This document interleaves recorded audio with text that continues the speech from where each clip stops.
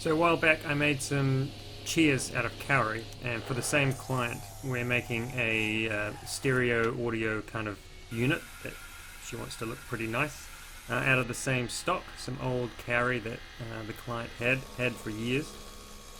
So the first thing I decided to do was get the legs of the unit sorted out.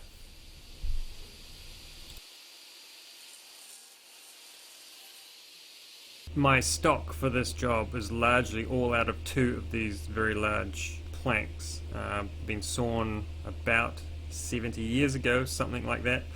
And so most of my job was just managing where I was getting my stock from and did I actually have enough to finish the job, which was an ongoing problem.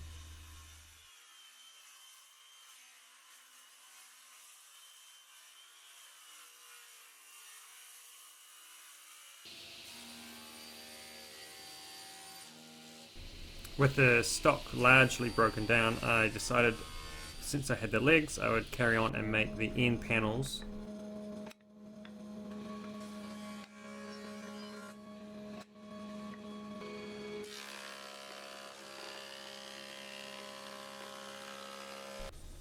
Now I decided to use a mix of the panto router and the domino, depending on what application I was kind of using it for, on all throughout this job.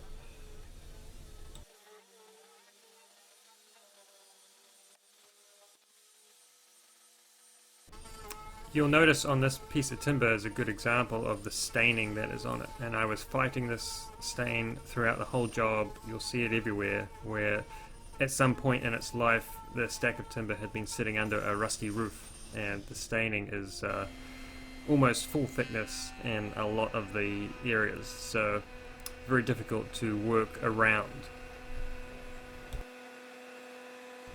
And on the router table I could shape the raised panel for each end of the end panels, and after the face was raised I had to take a small rebate from the back just to create a tongue which was going to fit into the grooves of the rail and stiles. And that's what I'm doing here, setting the router bit down into the mortise and running it until I hit the mortise on the other end.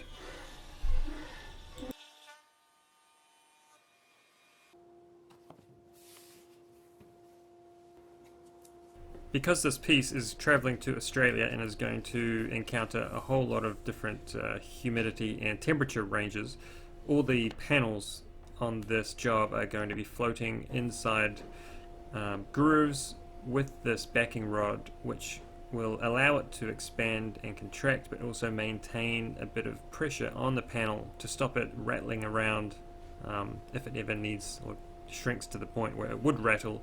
The backing rod is there to give it some pressure and stop that happening.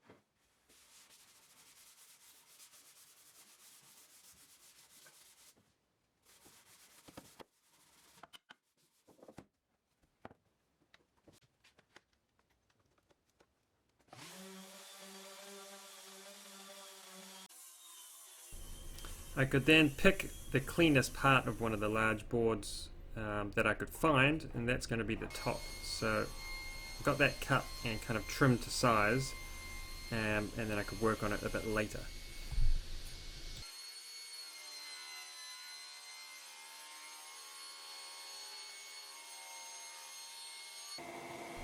Next I had to make up the base panel for the whole bottom of the unit, and it's going to be all frame and panel. So I started with making the panels and then built a frame around that.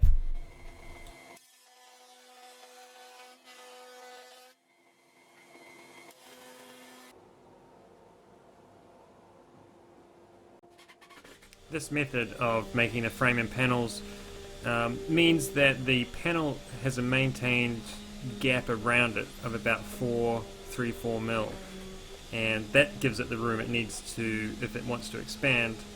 So it's just something that you need to be aware of. It's a kind of a pretty large design feature, and that you would never get a perfectly flat, flush, true floating panel panel.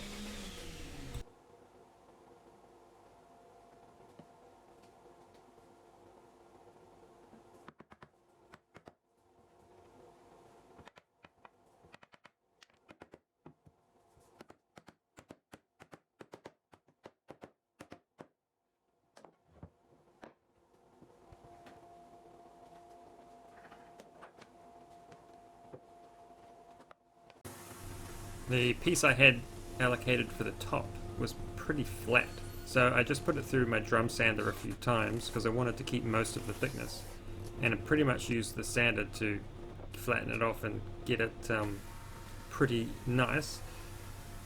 Unfortunately, it had this big stripe of the staining down one side, which I thought would sand off, but it didn't, and I just needed to test that and see what it would actually look like with the clear coat on it. Needless to say, I was not all that happy with it. I thought I needed to try and get some decision from the client if they were happy with that, to keep it as a single board, or would they rather I cut the board and put a join on it. So I sent some pictures off and awaited a response from the client. Carrying on now with the joinery of the base panel, I had to make some small little cutouts to fit around the legs on the end panels.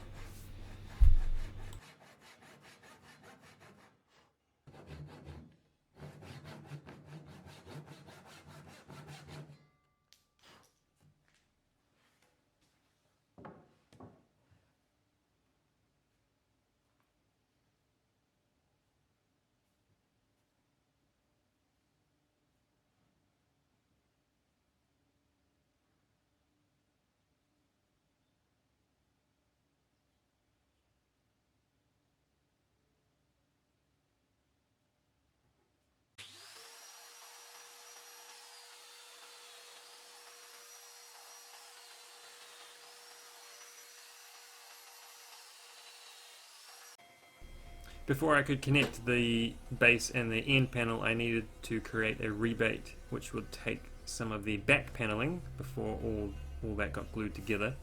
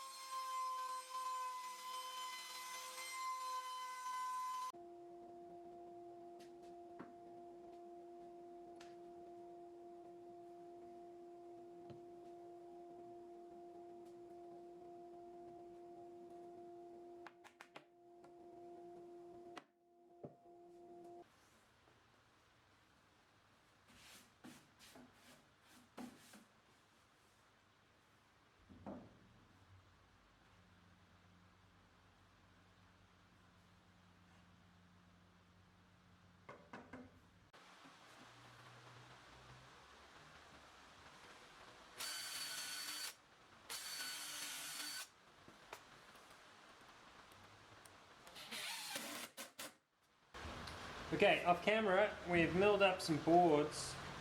They're 10 mil thick. We've made a really basic shiplap into them. The first one has only got shiplap on one side.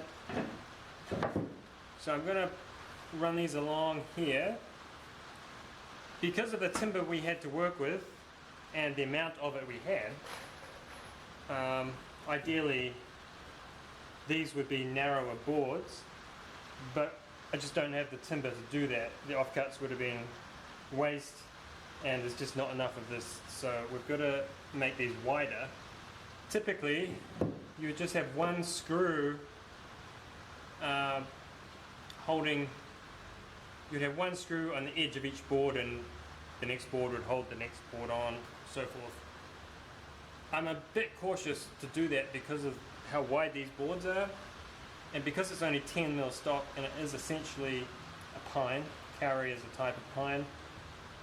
I think I am safer to put 2 screws in each board, and I'm still going to allow a millimeter between each board. So the screws are effectively going to stop the board from expanding like they would naturally, but I'm pretty sure that we can get away with this. The pine's going to be soft enough that it can kind of bend a little bit and force itself into the screw. What I really don't want to happen is for the boards to cup out, and I'd rather hold it flat and risk a little bit of cracking this way than put one screw in it and have each of these boards develop these massive cups over time, which I think would look a lot worse. So that's what I'm doing. Kind of making the best of the situation, I think.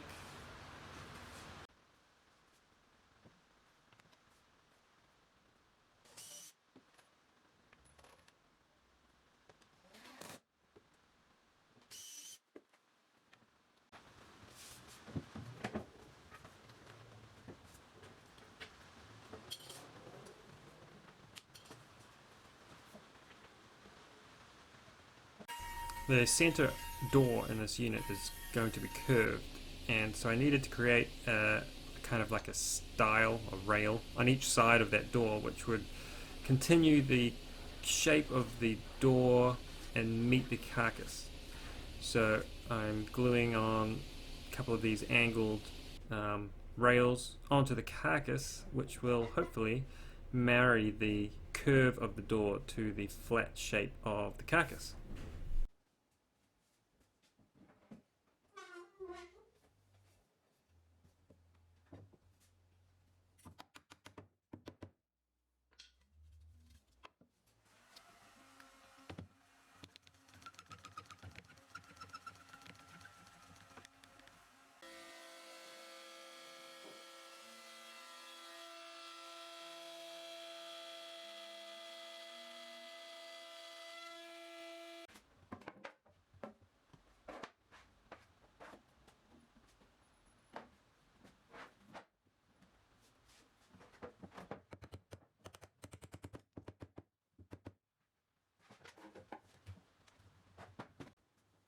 At that point I could measure up and make the 2 outside doors, the basic flat square doors.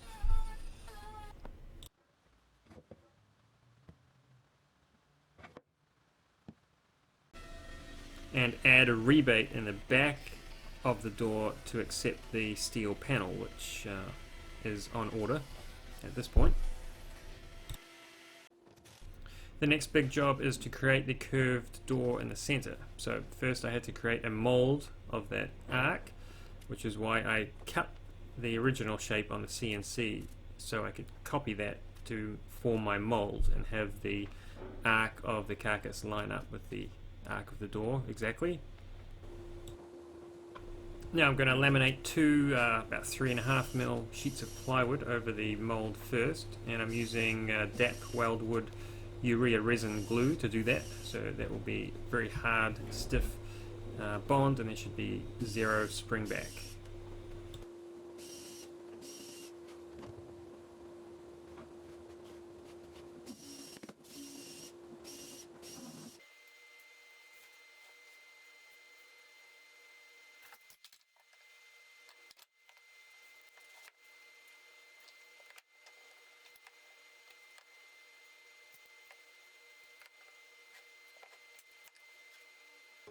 Next thing was to cut some veneers to put onto that curved door, and I'd been saving this chunk of Kauri since I'd started making the chairs because it's a very clean, straight grained piece which I thought would look nice as veneer.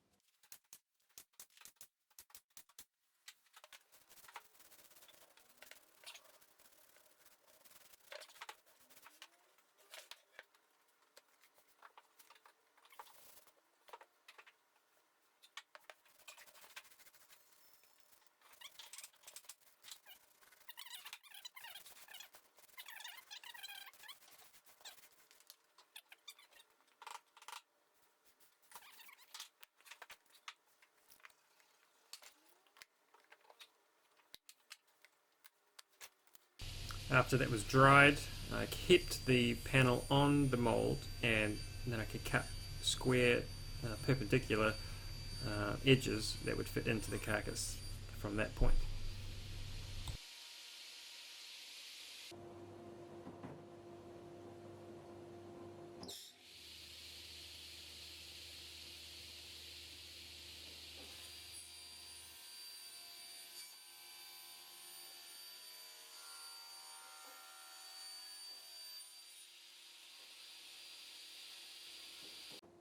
I cut some strips of veneer for the edging, and for the simple straight sides just use some super glue to stick them on so I could get it done nice and quick.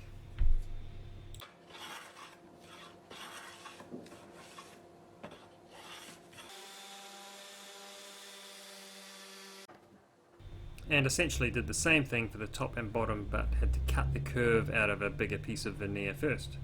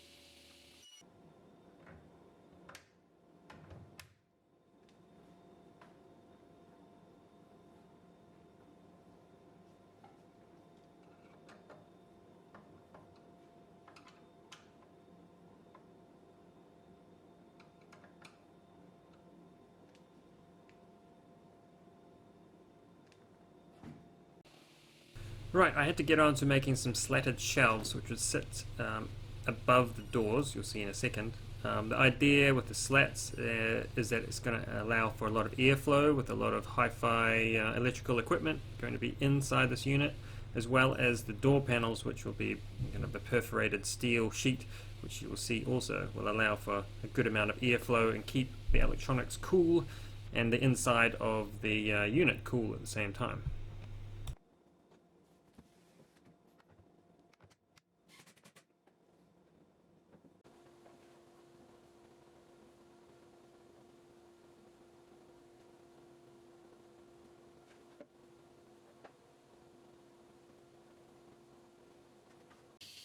So the decision was made to cut the strip off the top and add another piece on, which was about the last couple of pieces of timber I had left, so it all worked out just.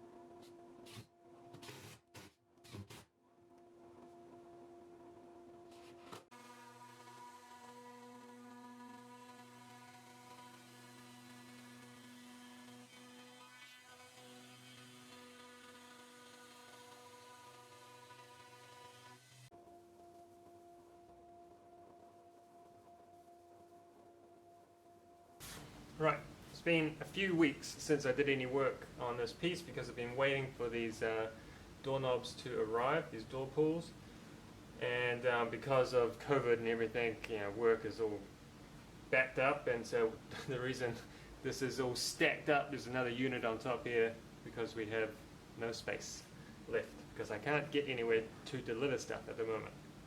Anyhow, got to put these on, and then this piece is finished almost.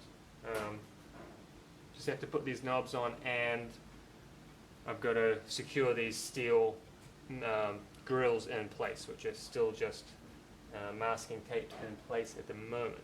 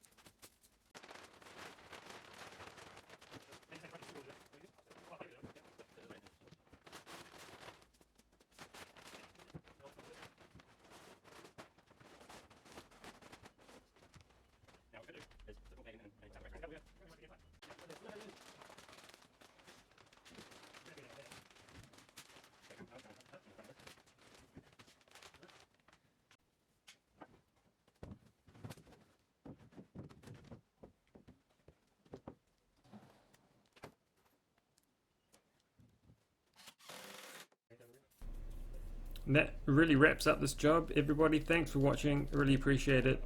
There's a couple of pictures here at the end which are not the greatest, but that's all I had time to snap before everything got packed away in its crate. So see you on the next one.